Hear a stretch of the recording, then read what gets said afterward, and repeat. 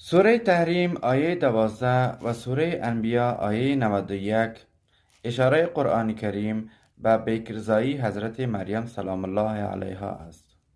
بکرزایی تولد موجود فقط از یک جنسیت است. تحقیقات علمی ثابت کرده است که تولید مثل بدون لقای یک سلول نر با یک سلول ماده امر ممکن است. بکرزایی انسان در علم ژنتیک، پزشکی، میکروبیولوژی در دانشگاه‌ها تدریس می شود. بکرزایی را علم ژنتیک امروزی ثابت کرده است. بکرزایی در حیوانات هم وجود دارد، مثل زنبور عسل، مار و غیره.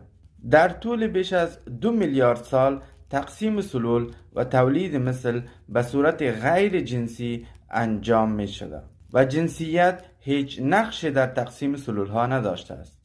از تفکیک کروموزوم وای روی زمین حدود 300 میلیون سال می گذرد و آخرین تحول در این کروموزوم حدود 20 میلیون سال پیش اتفاق افتاده است. علم نداشتن در چنین مسائل منجر به غیر طبیعی شمردن این مسئله می شود. تولد عیسی از رحم مریم بدون پدر یک امر طبیعی، نادر و غیر قابل انکار است. با وجود این همه نشانه ها بازم ایمان نمی آورید؟